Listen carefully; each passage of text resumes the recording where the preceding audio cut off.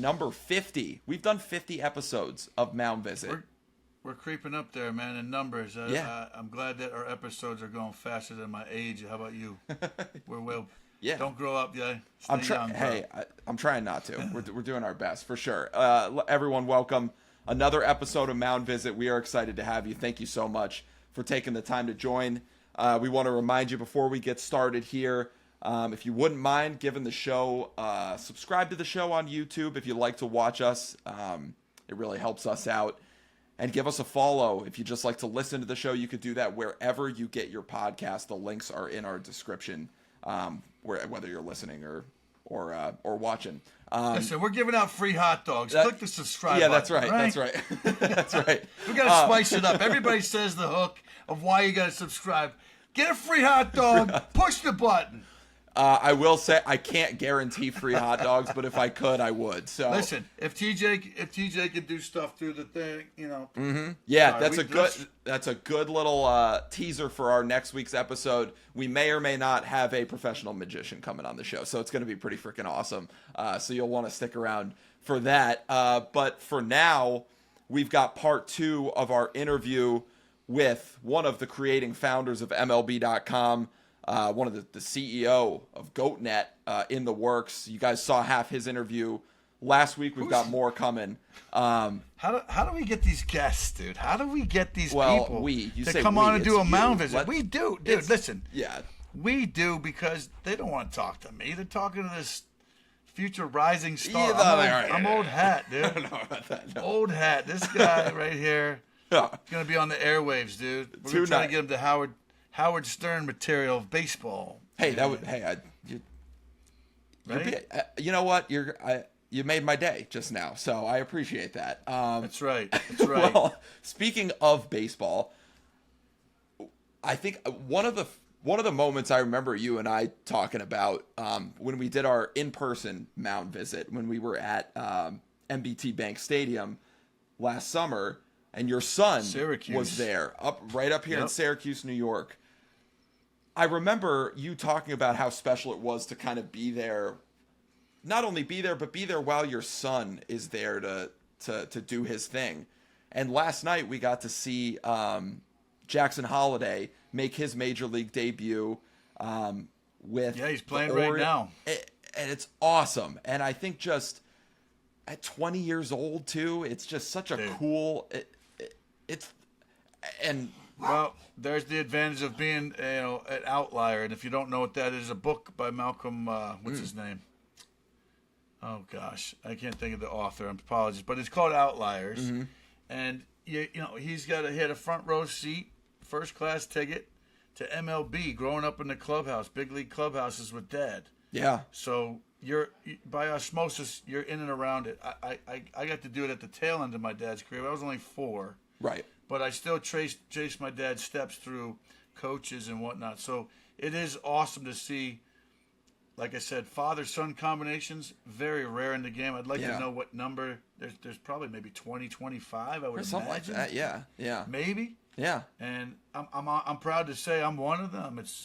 I'm humbled to say that I'm one of them. Yeah.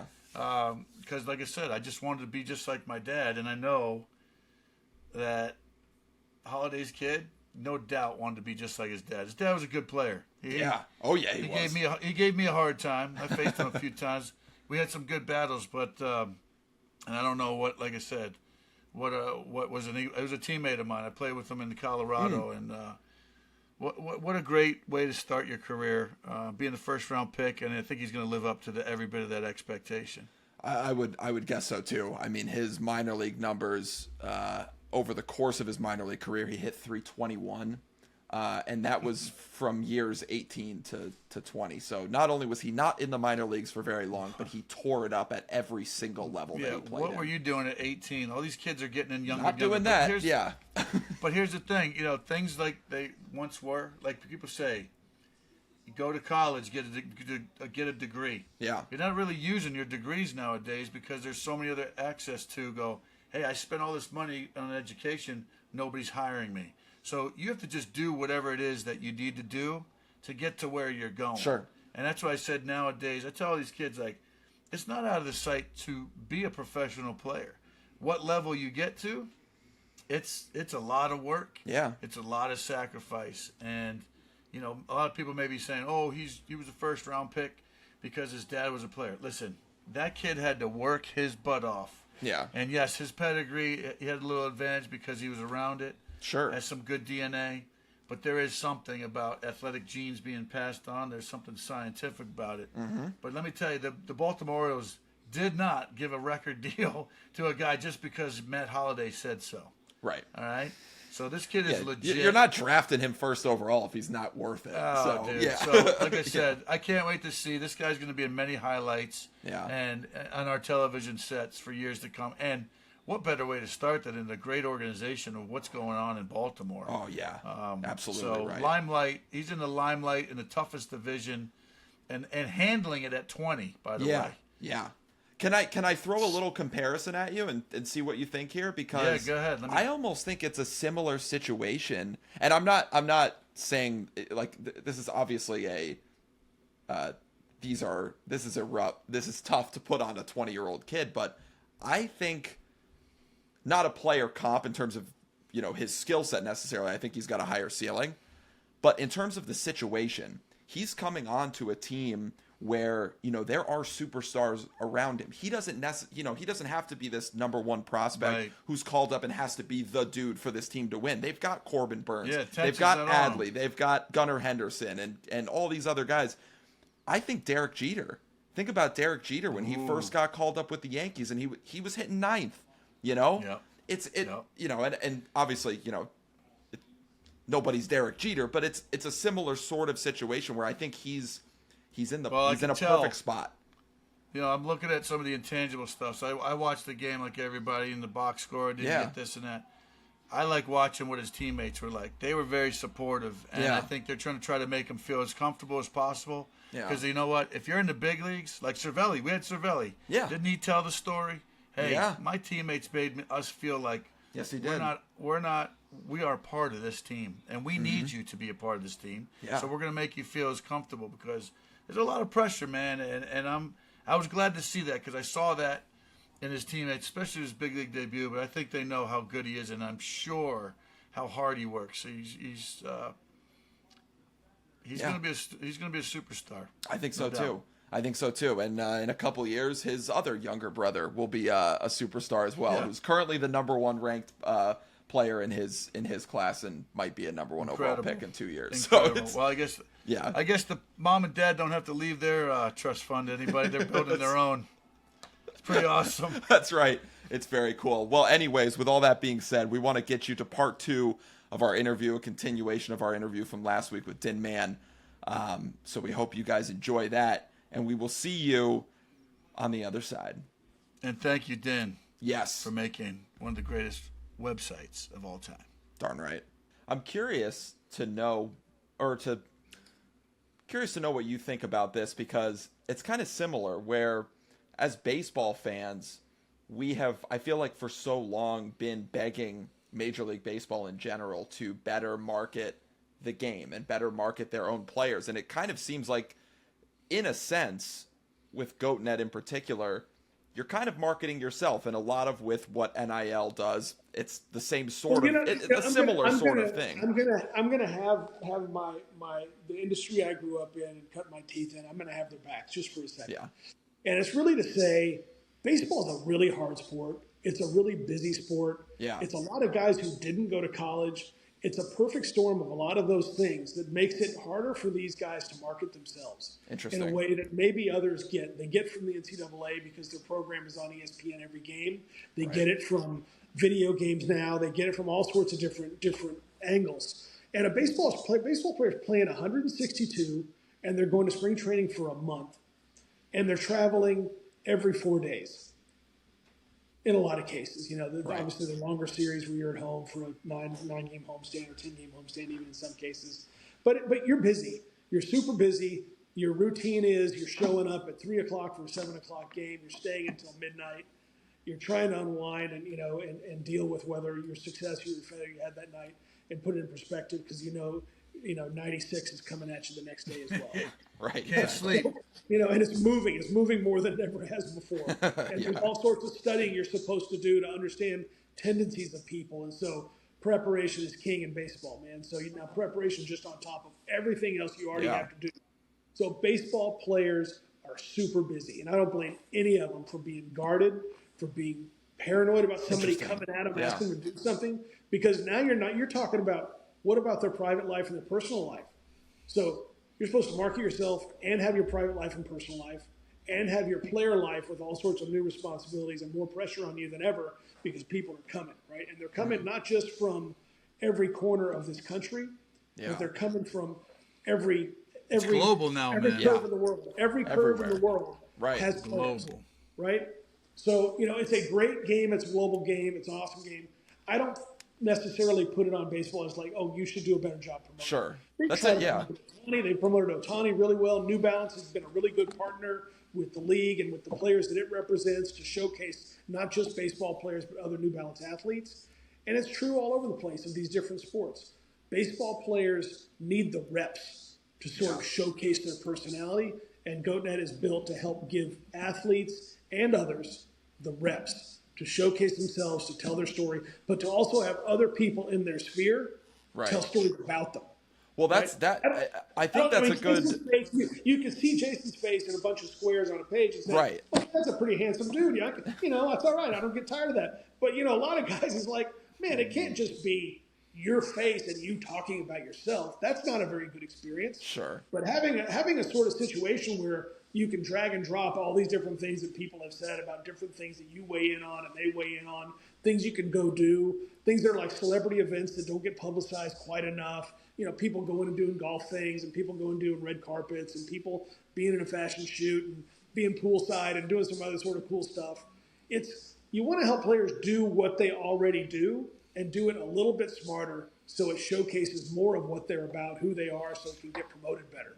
So how does that... Having a directory. Yeah. Having a good directory and a good mentor. Right. A good directory and really serve. So what we hired those reporters to cover ourselves at MLB.com. Players don't have that publicist. Right. So a media company that comes at them and says, look, you don't have to be a watchdog in the sense that media companies have made this mistake. The mistake they made is they think that a watchdog is growling all the time and foaming at the mouth all the time. When Jason knows as well as I do that you want a dog that's going to fetch the stick, that's going to hop in the back of the truck, and you want a dog that's going to spoon at your calf on the couch and sit by the fire and chill. So that's a person's best friend. It's not the dog that's always barking and always foaming at the mouth. And that's what third-party media does too often. It just sort of fails to appreciate that these are human beings. They're not always going to say the thing that they once said exactly the way that they hope that it's told. And they don't even coach them at all along the way. If somebody says something that doesn't sound quite right, they're almost giddy running to the keyboard to go expose them. Yeah, and the mental issues I can speak to. I just told somebody today, they were just like, "What was it like?" I said, "Yeah, when you had one of those bad nights, those sleepless nights where your every pillow and your sheets were just soaking wet because you didn't know if." Hey, come on! This is a family program. Just keep it. Take it easy. I'm talking the sense of sweat. Yeah, those late nights. Yeah, on the road, late nights. You just threw me off there. See that? I'm sorry. That's hard to do. You derailed me. No, but like that can be edited out. That can be edited out. That's right. We got a good editor right here. Casey's good. Well, you actually brought up a very interesting point, and I think how does social media play into what you guys do? Because it's a whole nother aspect of this. Promoting yourself part of the service we provide is to generate assets and content that people can put wherever they want. We want it on GoatNet, but it can also go to other places. And that's really part of the value proposition. Say, look, do you want someone who's going to help you capture content in ways that are awesome and are still edgy and still relevant and still sort of creep up to that electric fence? Because you don't want to be boring. Right. Can at least be done with somebody who is going to have sort of some alarm bells that will go off and suggest, you know what, maybe you should say that another way. Why don't you try that again? Why don't you do this here and there? I'm fine with all the unfiltered trends that are happening out there, and it's great. But in many ways, it's set up to play gotcha. It's set up to just feed into this whole system of passive, aggressive, out of context madness. Yeah. And really, if you take something to a little bit higher level and you say it better, and it's going to have longer legs, and it's still going to have some element of even controversy to it, that's fine. People have opinions about the pitch clock. They have opinions about Ohtani's contract. They have opinions about betting in sports. They have opinion about gambling ads, left and right. And they have opinions about, everything from, sign stealing to franchises that are going to go play in a minor league ballpark for 3 years. Oh, my God. You're not going to, run away from all these opinions. Yeah. So you don't want to be so vanilla and so irrelevant that you're boring people to death and you seem like a house organ. But you certainly can have credibility and have some checks and balances within your circle of trust. Yeah, right. We just actually want to be part of that circle of trust. The reason Jason and I get along so well, a lot of players and I get along so well, is because they knew at MLB.com we weren't necessarily trying to cut people down, but we also were going to reward people if they were going to help make a sponsorship deal better, if they were going to help get a program that was going to have whether it was a financial company or whether it was a car company or whatever, there was something in it for the player. And the player deserves to make a little bit of money on things that are outside of the confines of the CBA. So, we've had a lot of luck with players trusting us, liking us, wanting to tell us their story. And it's funny, even if somebody's story has, quote, been told, it really hasn't. I mean, you can have a 6-part documentary on somebody, and there's so much that's not in that, whether it's about their childhood or about their post-playing days or about something that happened in their life or some cause that's near and dear to them. There's so many interesting things and nuanced about these people that you have amazing stories. Even these kids at Virginia who aren't really household names yet, they have these situations that are like real life fascinating angles. A kid who had his grandfather stabbed to death in a home invasion, and his grandmother witnessed it, and she got hurt herself, and she's still alive to this day to tell about it. And she's a heroic person in his house. Or you sit down and you get a chance to meet a guy like Bo Jackson. You talk to him about some things that maybe haven't been out there as much, but growing up in a house with no running water and having 12 siblings, and his mom's the goat to him because none of his siblings ever got in trouble. She raised 12, 13 kids in a house without running water, and she took care of those kids as best she could. And here's the guy who went on to become one of the greatest athletes in the history of the planet. Yeah. And all he could think of was how he was so busy playing that when she was dying, he didn't get enough time to spend with her when she was passing. And to find those things out from some of these people, it's those short form pieces of amazing content that make up a broader story, but that also humanize the heck out of people the way that they haven't been in the past through these traditional formats. And even in their own sort of social channels, they don't have someone serving as an efficient, affordable, smart studio that's going to help them generate stuff that's going to have, not necessarily clickbait, but it'll have authenticity and it will have short form appeal. Yeah. And we hope that the breadcrumbs that are part of that short form of appeal will lead to this awesome bakery that players can share in the success of that as well. So, we've shown people how they can participate in upside and how their own story can turn into something that could go, could be a rocket ship. You give them a restaurant menu to sort of show, look, if you want to do something that's really affordable and kind of an appetizer, then try to do it this way. If you want to do something that's more episodic in nature, costs a little more money, try to do it this way. If you want to do something that's more of a, biopic, type of major production, okay, here are the benefits of that, here are the risks of that, and here's what other people have done. So we just lay it out to have their backs and to show people that, I don't care whether you're a big major sport enterprise that wants to show all your players that you care about them. We're happy to work with a league, with a conference, with a school, and with the athletes themselves. But you just have to connect the dots. It's a world where content is there's never been more of it. Yep. But it's also so disaggregated, and there's such a disparity in sort of the quality of it that you want to provide some level of sophistication and kind of that major league quality, right? So that when you walk into a major league diamond, there's a certain feeling. When you walk onto certain media properties, there's a certain feeling.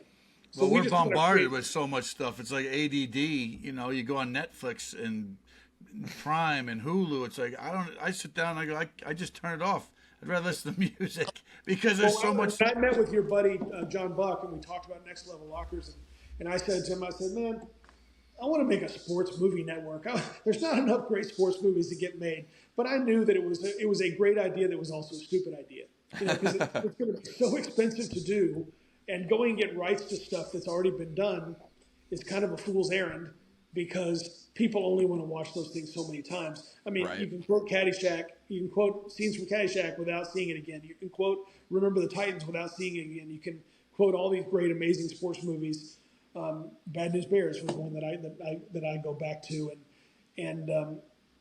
but instead of going and getting a bunch of rerun stuff, there's a sports movie in every athlete. So it's like, why don't you extract all these really cool stories from people so that you're making more of the source worth, that we get more of those types of films made?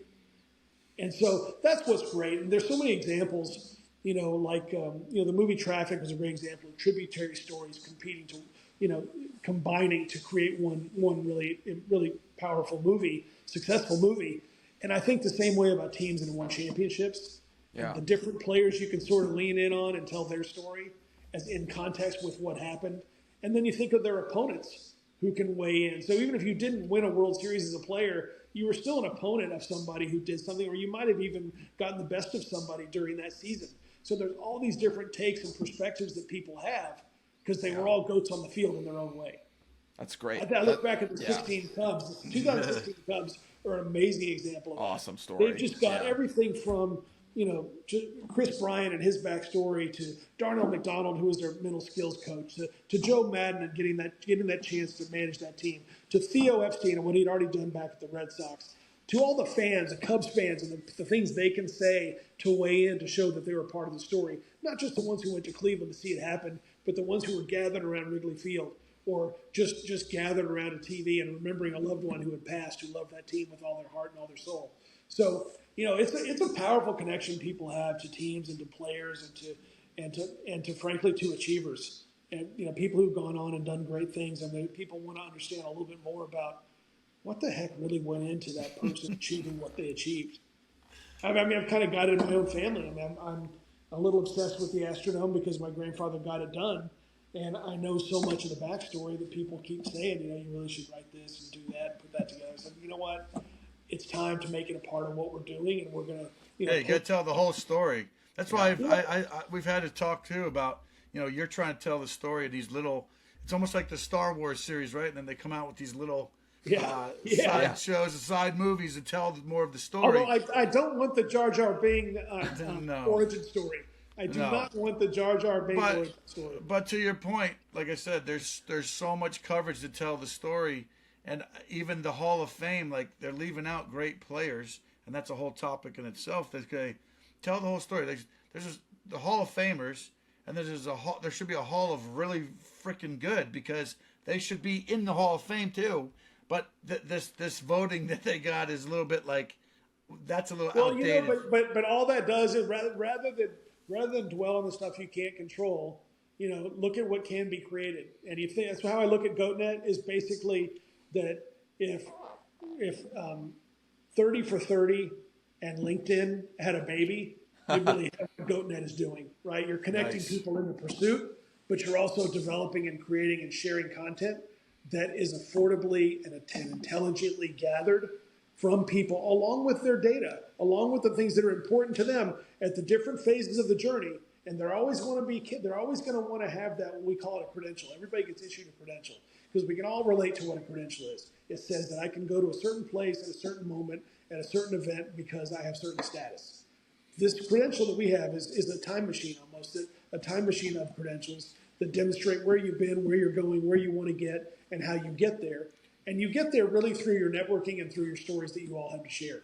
So that can be your attributes in terms of data that nobody can ever take away from you, and things that can be turned into a video game character of sorts within that world. But we're not going to go down these deep, crazy, expensive holes to do some things that other people have tried to chase. And I think that they've learned some difficult lessons in that.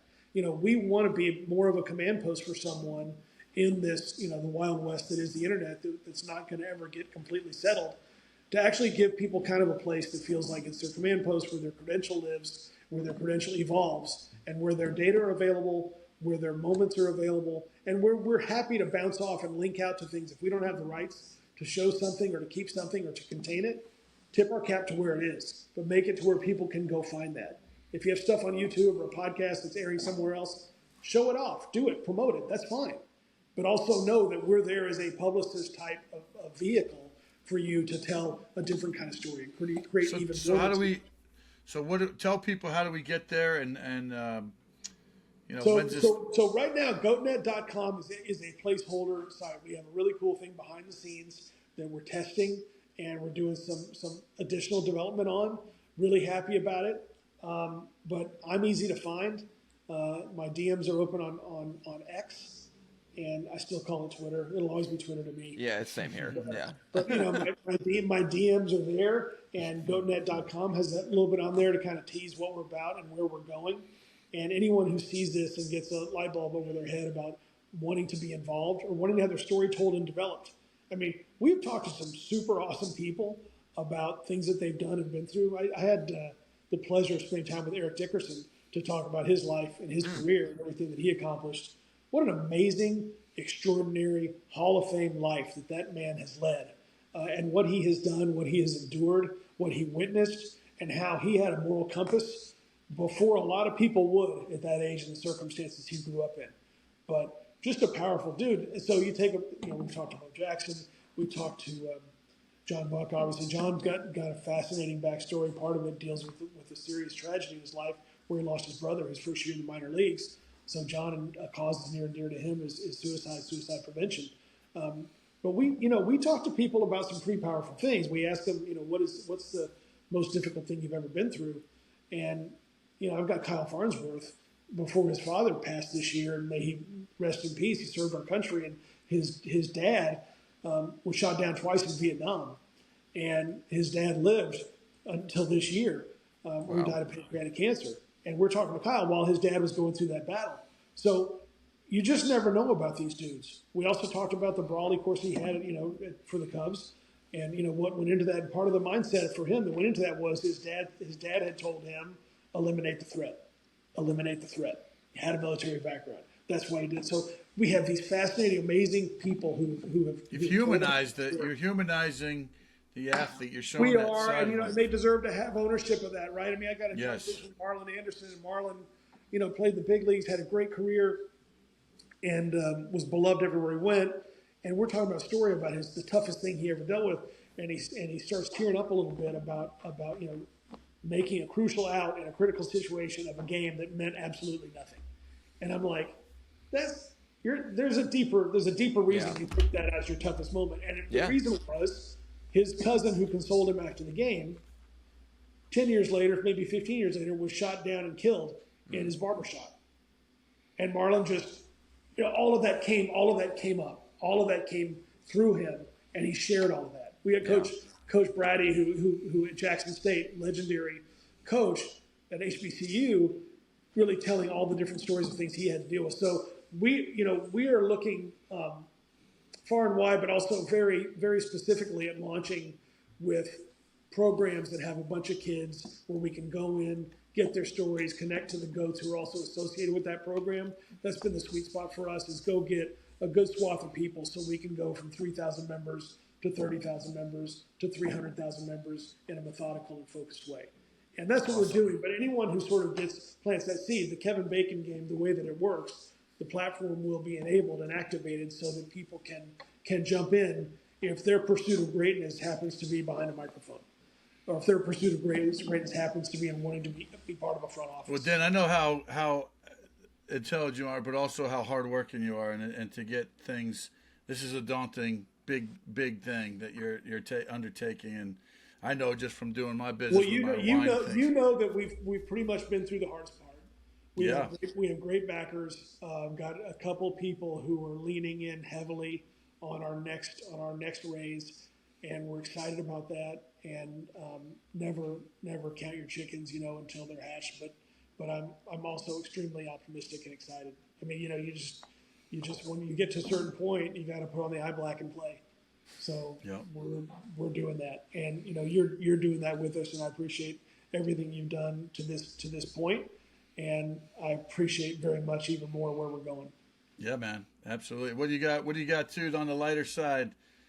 What you're rooting for? What have you seen that's raised your eyebrow a little bit? I have enjoyed watching Caitlin Clark so much. I got Caitlin Clark fever so much that I hopped on a plane, flew to Chicago, drove to Iowa the night where she broke the points. Did you? Very cool. I did, and you know, I just did it as a total super fan.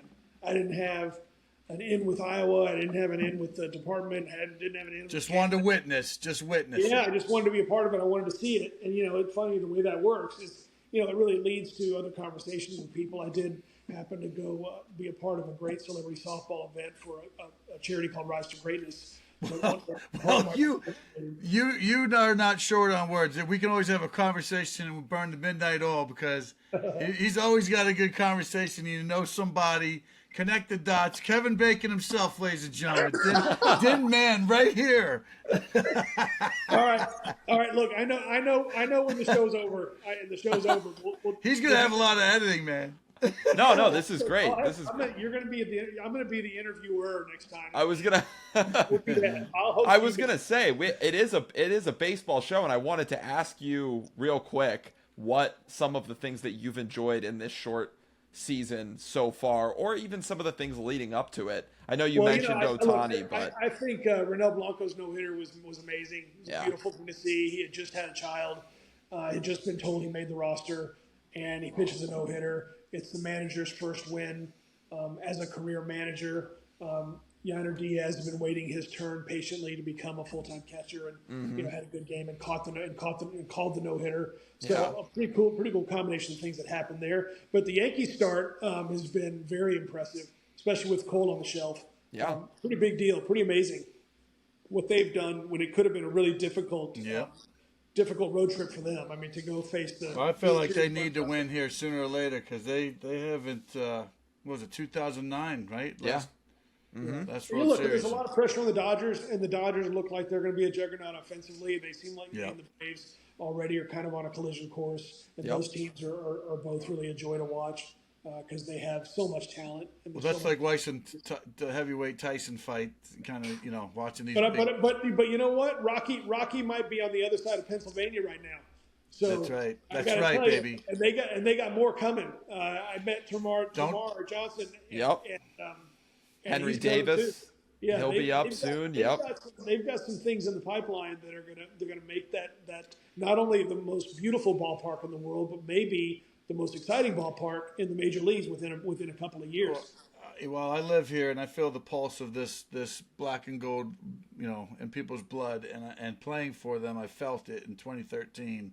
But this is a baseball town. The banner of 1979 is hung up there long enough. I'm telling you, this talent, the talent pool. You know, if this organization, God bless, can hang on and keep the band together, it's like, man, you got the talent. Hopefully, they add the pieces and do that surgence. Because when I came in 2011, they were coming up, and that's when they were like, well, look, what you always hope as a baseball fan is that the situation with sort of these payrolls that are so far apart, that you just don't want it to be impossible for them to get there. They go up against the Dodgers. They go up against the Braves. Look, the Phillies have proven, you know, that you can have a team that not everybody thinks is going to do it, and you can get really close. The Diamondbacks did the same thing. Yeah, exactly. Yep. You know, and the Rangers, even though Rangers payroll is high, I mean, they still have done a lot of it. Yeah.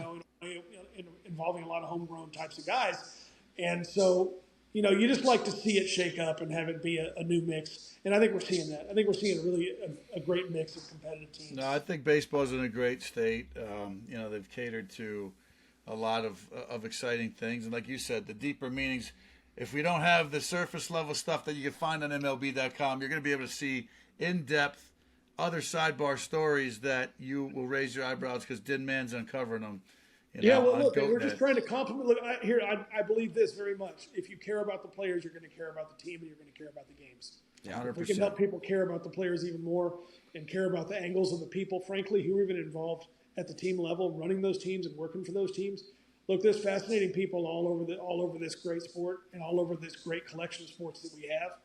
And those backstories, just like Dick Ebersol proved at the Olympics, If you know more about the people, you're going to care more about the games. And you might not have ever known anything about those people competing in gymnastics and competing in track and all these other different sports.